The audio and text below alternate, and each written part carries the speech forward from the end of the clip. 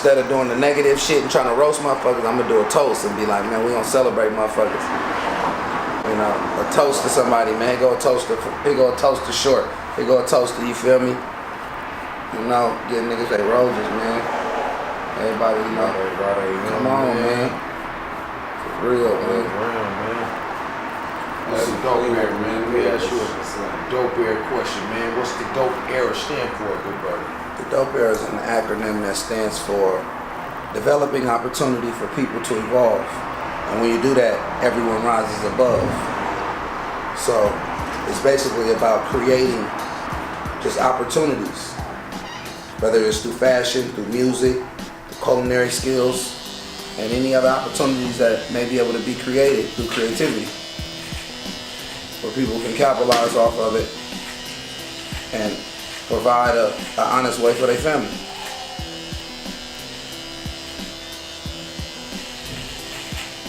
When you started to now, how do you feel as a person? Well, I always feel great. That's just my confidence. You know, that was something that has been instilled in me since a kid. My confidence has always been flourishing, and I've never had a doubt in myself. I'm very confident. I'm a confident individual. If you ask me how do I feel about the business per se, about Dope Era, what started off as just an idea of something that we were just joking around doing, to see it materialize and actually become $1 million company is amazing. To see something that we created, because in the infancy stages I had no idea that I would become and grow as passionate about it as I am and dedicate as much time and energy towards it. And through that energy that I've dedicated towards it, it's definitely shown, not only in its payout, but in the opportunity that we've created for not only myself, but for other individuals. And I'm more than delighted about that. I'm actually humbled in the success thus far and anxious to see what is to come in forthcoming.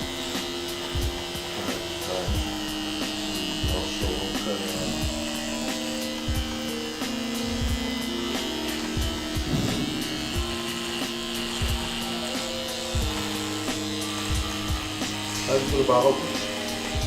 I love my city. This is an amazing city. It has so much opportunity in the air. It's taught us all of the things that we know from a creative aspect. I feel that it's a city that if you can survive in, like people say, if you can survive here, you can survive anywhere. But I feel that that term fares no other way truer than being from here. It's definitely a very difficult city to thrive in due to there's not a lot of successful people here that parade around their success. The mentality of many people that have become successful from this area is to get out or to hide their success and not show it possible to the next generation. Okay. With that being said, with that happening with Nipsey, how do you feel? It makes me want to respect and enjoy every grain of salt in my life's hourglass. You know, salt or sand. I'm gonna live life to the fullest. One shouldn't put up these parameters around his life of what he can do and not do. That should make you want to say, let me live life to the fullest. For whatever is to come to me shall come to me, because it's already preordained. But what I can avoid, to the best of my ability, I should do as well. In any situations that are avoidable, I'm going to do my best to avoid them. But no one knows how it's going to go. If you did, I think you'd be great before. Like if a person came in here right now and say, oh, you're going to die on this day, you're going to be like, nigga, I don't want to know that. Not for real. Fortune teller came in here earlier, 12 didn't he? You're like, hold on, nigga, I don't want to talk. Told me to kick rocks, man. Man, please. Kick rocks. I don't want to hear that. Like, so, live every day like you're going to die today. But plan for tomorrows to come. Don't never let nobody dwarfinize your life. People repress so much stuff that they don't ever get a chance to live because they scared of what somebody may say, or they scared that somebody gonna take it from them, or, you know what I mean? Live your life, man. Enjoy it. Live your life, man. Live your life, for real. Like that boy Drake said, man. Everybody dies, but not everybody lives. You feel me? Get you some live out this life, man. Okay, so man, give us some hurdles you had to overcome. Real life hurdles from the transition. Rapper, entrepreneur, just, you know, father. Well, you know, life is a constant battle, and freedom is a constant struggle. So when we say had, we talk of the past tense. And many people don't want to acknowledge the past tense. So I'll fast forward and talk about the current. There are definitely several struggles that we go through that many people don't want to admit. Like, you know, it's hard being a parent, for one. In today's times, being a parent is very difficult due to the fact that there's so many outside distractions that our children can be influenced by.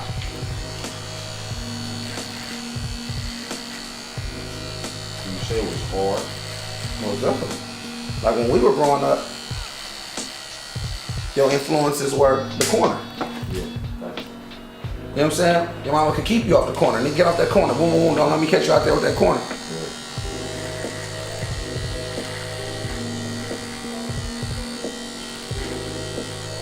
Nowadays,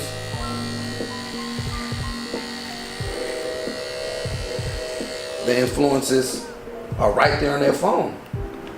A kid could be manipulated through a text message. A child could go on YouTube and they have access to anything that an adult has access to with one click. You know how difficult that is to monitor 24/7? 24/7, you gotta watch what your daughter watching, what your son watching, checking their Safari history, going on what you logging on to, what you zooming out of when I come in your room. Nigga, porn, guns, all kind of shit. It's so difficult being a parent. Movies, Netflix, all the shit that your parents put their life on the line to keep you from being exposed to. Nowadays, an expose is a click away. Your mama damn near lost her life, nigga, to make sure you wouldn't be on that corner hanging out. Nowadays, nigga, it's a click away. That shit is tough being being a parent is hard. Maintaining a business mind of someone who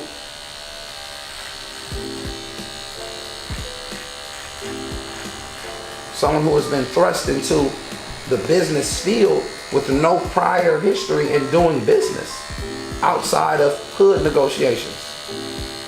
Okay, with that being said, coming into your second year, your second summer, third summer or second summer? I've been there a year at that shop. Okay, so this is summer number 2. Right. For sure. You know what I'm saying? For sure. The concept of it, you know, that's gotta come up with a gimmick, gotta come up with a plan, gotta come up with, you know what I'm saying? Gotta open that fucking door every day, man. For sure. Got to be there, man. Got to, you know, make sure everything is, you know, another one. You know what I'm For saying? sure, for sure. Nah, for sure. because, you know, everybody don't understand the process. A lot of businesses open, but yeah, a lot of businesses don't stay open. You know, because they don't trust the process, don't believe in the process, man. Some days it's going to be, I didn't sell nothing. You feel me? And some days it's going to be blessed with overflow with everything, you know what I'm saying? I couldn't keep nothing, you know? So, you know, it's you know, humble beginnings and grateful endings, you know? Proud of you, big time. Thank you, big man. Sir, Big time. sure. Now I'm just trying to open up some more businesses. We got poetry, man. We got Dope Air Clothing, man. We got Dope Air Studios probably coming up, man. Yes, We sir. got, you know, whole bunch of events still online, you know. The Dope Air movie still moving. Yes, sir. Man, we got DJ 12 over there eating snacks. Eating out the fish, man. He's a big support too, man. Shout out to my guy over there, man. Yes, sir. He busted moves over there. Proud of you too, young man. Yes, sir. I watched him, Come on, bro. man. You know what I'm saying? The growth for you guys, man. You know what I'm saying? That's mentally, you know, and that's, you know, I see y'all have a dream, man. A lot of black men don't have the dream. You know, you don't dream nothing you can't, you know. Shit, I don't know, man. No, that's how it is. It's just, it's like, I don't think that, I won't write it off as they don't have a dream. I just think that a lot of people don't see their dreams becoming a reality due to the conditions that they're dreaming under. And unfortunately, the possibilities seem impossible to someone because they can't see past the obstacles that's being presented to them. Man, I've been in that situation. But you know,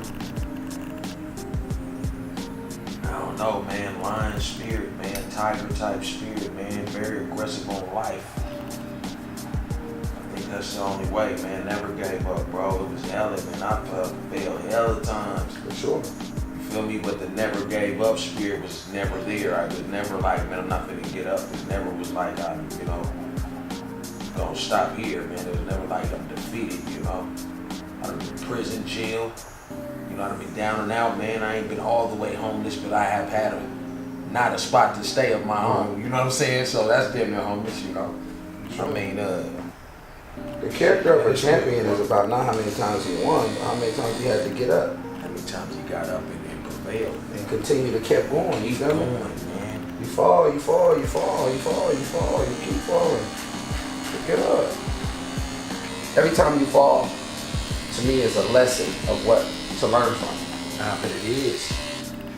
If you turn your losses into lessons. I mean, you know, and I tell everybody, embrace the feeling, man. If you don't want to feel like that anymore, don't do that. It's something as simple as this. You know me, everybody knows how much of a Warriors fan I am and a big advocate of, you know, Golden State basketball. Yeah. So the other day when people hit me, it's like folks like, damn, bro, y'all got your ass whooped. Y'all lost, y'all gave up a 31-point victory. And I said, a loss that humbles you is far greater than a win that adds to your arrogance. Because in the chambers of being humbled, you see the errors of your actions. And true champions correct that. We've been proven to be true champions. So we'll make those proper corrections on our errors. Becoming lackadaisical, not giving a valiant attempt to close an opponent out, not allowing ourselves to wound a snake. One must never wound a snake. For just when you think that you've wounded it, it will come back and bite you, especially a poisonous snake. Yeah. You never wound a snake. You always kill it. And that humble lesson that we learned in losing that largest lead ever in playoff history. Are you serious? Yes, the largest lead ever. But it will be detrimental to any other opponent that we face because we won't take no one else lightly. And they're going to get back to playing championship basketball. So we needed that loss. And it's amazing that it happened to us. The way it happened? Yeah, we needed that loss. Watch how we respond to that loss. We will respond as champions. About losing Boogie. Huh? About losing Boogie. Losing Boogie is an unfortunate situation because anytime you lose an all-star, anytime you lose someone who's very impactful as he is, it's very, it's difficult to write into the playbook for a regular team. Fortunately enough, we aren't just a regular team. We've already had a program going, which he understood that, and he chose to accompany us on that program. And with this journey, some people say it was looking to get a free ride to a ring. Other people say it was just an amazing opportunity for us to capitalize on a player that no other team wanted to take a chance on. Whatever it may be, we've already had a program and a stern program that we were running. Now it's us getting back to that. The acquisition of Bogut coming back on our team puts us right back into the same remembrance of the team that we had before. So it's us just getting back to Warriors basketball, mentally, physically, and being effective. And I don't think Boogie played such a role in the X's and O's and our forward progress that it will be hindering in his loss. It will be unfortunate to him as a player and to us as fans, you know, to watch him go out and add to the greatness of this team. But I don't think that we lose much. Especially with, like I say, acquiring Bogut again, and it fits in. It seems as if nothing is missing, and this is the same team. Did he make us better? Yes. Does losing him make us worse? No. Question. Good answer. Sure. A lot of stuff going on, man. A lot of stuff. What you going on? Your 9th year here, Jay? How many years it's been? Man, it's been only 5, man. 5? Okay. I put too much on it. Man, but enough on it, you know what I'm saying? Yeah. Feel like 9 piece. I feel good though. 5 shit is Bless it, man. Hold it down, man, to the neck, baby. Man, got to do it. You know what I'm saying? No days off, bro. Being a barber that you are and what you've done, and the time that you've been, you know, cutting, how do you feel? Do you feel like the competition level goes up with other barbers?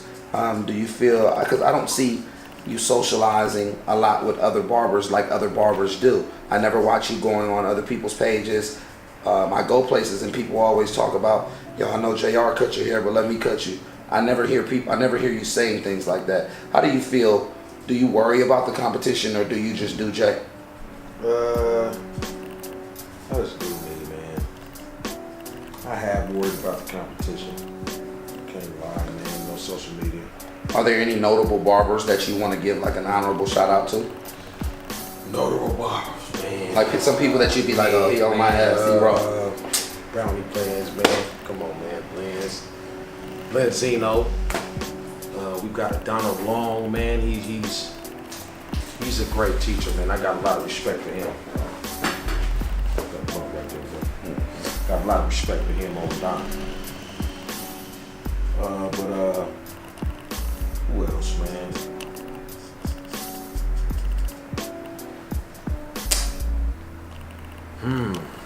Brownie Blends, Blenzino, Donald Long, bro. Competitive spirit. Competitive spirit, man, you know. Got the same drive, got the same ambition, got the same, you know, lion type heart, man. Lion type, you know. Alpha male, baby. You know what time it is. But shout out to them guys, man. Gotta get them in here for a special edition of Barber Talk. You know, Barber edition. You know what I'm saying? Already shout out to y'all, already reached out to y'all, so you know what time it is.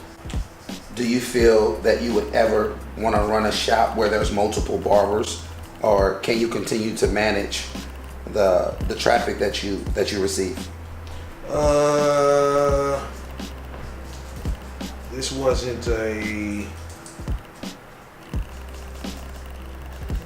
I didn't grow up wanting to be a barber, put it like that.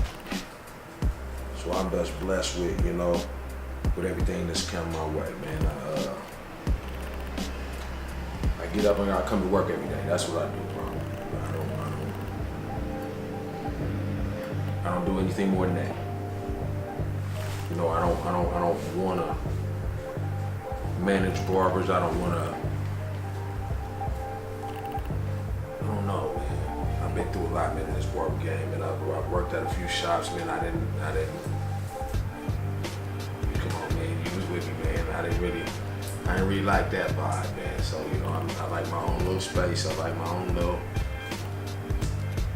area. So I'm all out with barbers, man.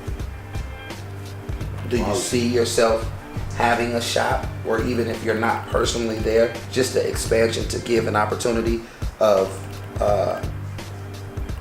kind of like charitable? I want that. I totally want that. I totally want that, man. But it's a lot that comes along with that. Right. You know what I'm saying? I don't know, man. You know, I don't do anything out of my shop, bro. So kind of cautious of Doing anything with my name on it, man, I'm not there. cannot give you the benefit of the doubt and nothing won't happen, man, because that's just me personally. You have your shot. I don't know if you like to be down there a lot or whatever, but at the same time, though, to make sure everything runs straight and everything is smooth, you do have to pull up. You do have to be down there, 7 days a week. You got to be down there at least 5 days, bro. Is that an Aquarius trust issue situation? Probably. We deal with a lot of fuckery, so. I mean, man, we see the fuckery when the fuckery's there, man. Fuckery's everywhere, man. So, I mean, man, I don't know, man. As a barber, understanding certain politics that go on in the streets, because you cut a lot of street guys, you cut a lot of professionals and so on and so forth, not just trying to limit your clientele to street guys. How do you avoid the politics of street per se beef or funk, or some guys that may not get along with each other, but they have one thing in common, that they love to get cut by JR? How do you avoid that? I stay out of the way, man. Like I said, man, I've been in a lot of situations, man. I hear a lot, I see a lot, but I say nothing, bro. I'm an adult in a lot of areas, man. I'm here to provide a service, man. I'm not here to choose sides. Everybody's my friend, bro. I don't, you know what I'm saying? I never wanted to limit myself to one particular anybody, man. I just like to, give everybody a good service. I'm genuine, man. You know what I'm saying? I'm genuine in everything I do for everybody, bro. So, with that being said, if you know me, okay, that's just how I go, man. I just, you know what I'm saying? We don't discuss anybody else, me and you or me and you. We don't talk about nothing else. We don't, you know what I'm saying? We keep our own dope era and JR's room lounge. What's up, dude? The rest of the rappers like that, you know what I'm saying? We don't discuss, you know what I'm saying? So we keep it on whatever you doing and whatever I'm doing, you know what I'm saying? Not whatever the world's doing. Keep it personal. You know what I'm saying? For sure. I'm not here to side with anybody, man. I'm here to give a good service, man. That's my dream, to give a good service, man.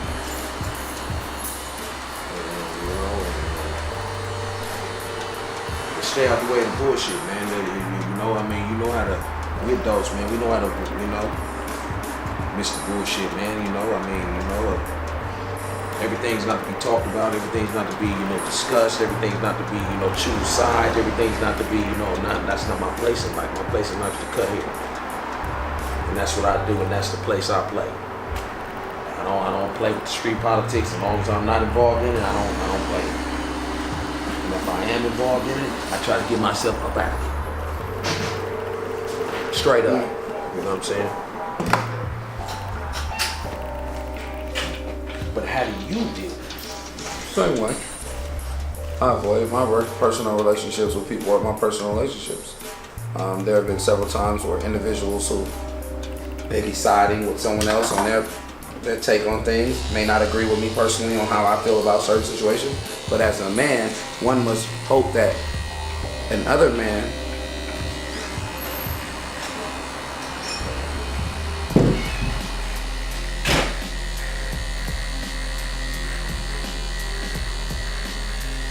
grows to a level of understanding to agree to disagree without any physical contracts and without any people feeling as if the bad blood being boiled. And when it is boiled, unfortunately, in these things, you have to do your best to avoid avoidable situations. I don't play politics. I don't play this side, that side. I always choose the man side, and I put myself in a position that I represent in my community as a person of the people. Yeah.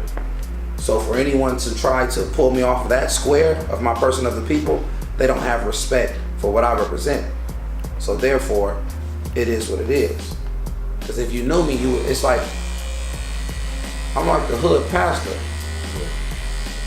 You're not finna go to your pastor and be mad at your pastor because he praying for your enemy. You hope not.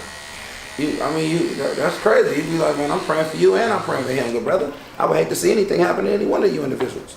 But here it is, you have a disdain for me because of where I am. I mean, you know, it's man. But when a person doesn't understand that, they've been raised in different conditions, and you must understand, my brother, I wasn't raised in them situations. So hopefully you can live long enough to gather that kind of understanding. And if you don't, then hopefully we can agree to disagree. But if it's neither of those options, then you have no choice to say it is what it is. And like I say, if it's an avoidable situation, you avoid it. But as a man, I'm always going to represent me and protect me. So if I'm ever in a position where I'm physically threatened or I feel as if my life is on the line, I'm going to do what I have to do as a man to protect myself. But I don't want looking for no beef, especially for something I don't have nothing to do with. You know what I mean, brother? I'm avoiding, hey baby. Hey baby, hey baby. Man, it's I'm going to throw water on everything. I'm throwing water on all fires if I possibly can. Why add matches to it? Brother, I'm throwing water on that, good brother. That's good dope-air politics, man. For sure. Good dope-air logic. Brother, I'm throwing water on everything, brother. What kind of beef? Hold on, brother. Here goes some.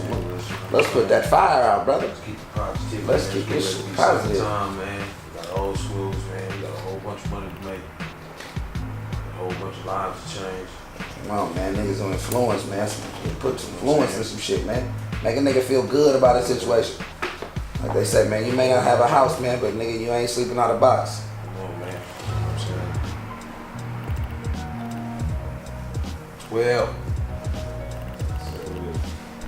what's going on over there, man? He been in there the whole time, fellas, man. He over here. He don't want to be a bark, man. He look at him over here. I've been soaking up the game. Just listening. He just chilling over here, though. Behind the scenes. Really good day. So the podcast, man. It's funny. Man, you fucking with it? Yeah, I love it. Respectfully disrespectful, man. We releasing another episode tomorrow. Then just trying to keep growing with it, man. Getting a guest on there. Like, I don't want to address like negative things. Like, we crack jokes, we have fun, but I don't want it to be like the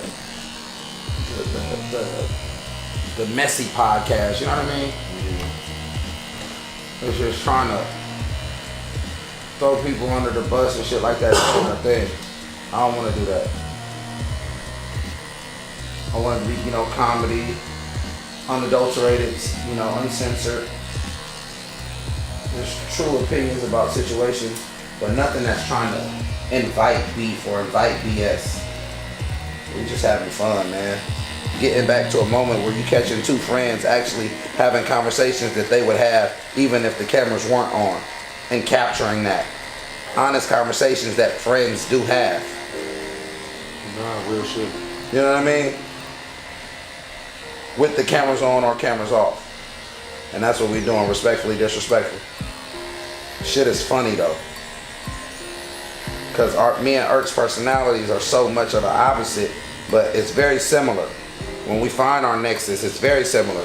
Not very similar. You're both intellectuals. For sure, so. Just in different ways. I love it, man. It's cool. And he's such a great brother, man.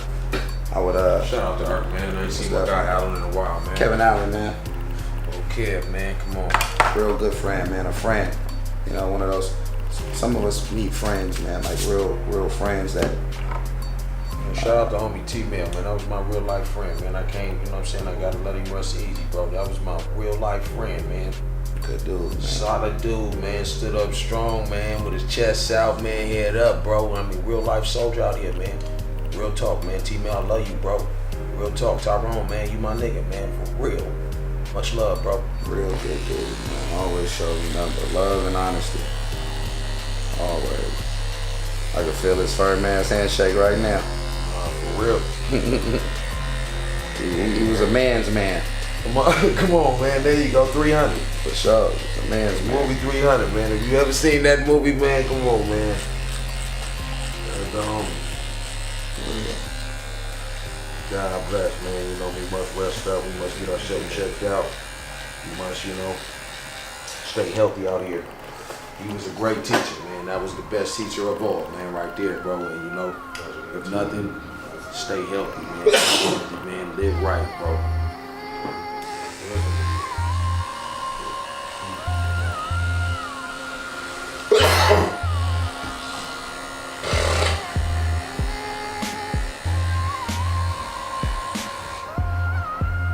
We in here just chilling. Fabby. Them niggas are 26. You got Banks. You playing? You got 12. You playing right Got a now? little bit of pot smoke. Everything is smooth. Gonna be Right off by. going in that Portland series. I don't see Oklahoma beating Portland. I don't. Dave and CJ played amazing together. Cantor They gave gonna them. play like that in OKC? I think they're gonna play like that anyway. They're Dave has a chip on his shoulder just from being swept last year. Who And swept him last year? we did. Ooh. No, San Antonio did. And they're playing good. Cantor has been a great addition to them, you know what I'm saying, as a big man down there. And just the matchup things, they present matchup problems for them people, man. They play good, man. It's good to see. They lost their big man, right? Yeah. With Portland lost their big man, but Cantor came and replaced their big man. But Steven Adams is a dope big man too for Oklahoma.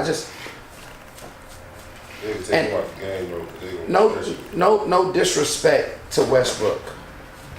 I feel like he's probably one of the most athletic and most dominant physical specimens for anyone that plays that position that the NBA has ever seen. Shit. Ooh. Oh man, look at the old man. Go over here. God Spasms. damn it. Oh. That exercise be killing me, boy. I've been in that gym fucking around. We played hoop last night, boy. That shit stiffened up on me. What you up here? We was at a High Street, 24. But I just don't think that he can win. Like I don't think that he could win like on the grand scheme of just being a winner, like, you know what I'm saying? Pulling people together to be a winner, to go win a championship, to go win. I don't think he has that. And I wouldn't necessarily just say the proof is in the pudding, but here it is. A dude that had James Harden, Kevin Durant, Serge Ibaka, and all of these other pieces, and you couldn't win it with them. So, I don't know. I'm like I said, I'm not one to judge. They wasn't who they was today, back then. You know, that was still nice. Still, Yeah, Kevin it was Durant was nice, still an MVP. James Harden was still ill as fuck, raw as hell. You know what I'm saying? He wasn't this James. No, it's not this James Harden, because he went to them with something to prove. If they was playing right now together, oh Jesus It Christ. wouldn't be fair. Or Harden fun. and Westbrook.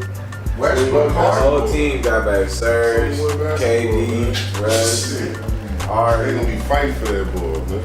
A person like Westbrook, it's like, how can't you win with these? You don't have the energy to digress your ego to win that type of game. Nigga, I'm not losing that kind of with them players. Nah, he ain't going like that. I'm like, nigga, whatever we gotta do, nigga, whatever thing I gotta play and put, whatever, we finna win this. I'm going to niggas' mama's house like, man, we're not finna break up this game. Y'all niggas tripping. Let's keep this going. What we gotta do? Let's make this shit happen. Or the Spurs and Denver. Portland is 3-6. Oh yeah, so we played 2-7. Yeah, I think we wait, I don't know. Yeah, then we played them. Yeah, 2-6. Yep, 2-6. Yep, so we played 2-7. So whoever that is. Oh no. I thought Utah would I think we played it next. I think we played one of these two. I don't know. You know they're gonna make us play Houston, Utah. I think we do play Who else Houston they gonna earlier have us this play? time. Oh, it don't matter though. Okay, see, that's the Them getting Fareed was pretty big. That was a big pickup for them. Another classic episode. Shot talk, man. Shop Talk, feel me? Starring the nigga that don't even want to win playing the game, guys. He don't even want to play the game, man. Come on, man. Another dope episode, man. Politics, man. Fashion, But one love amongst the community. I love about You know what I'm saying? Basketball. You know, black man always love basketball. He like, nigga, hold on. Love basketball. They seen that. Wow. They gonna win another game. Think so? I don't know. Classic, baby. Stretch Love the always. make it a little time.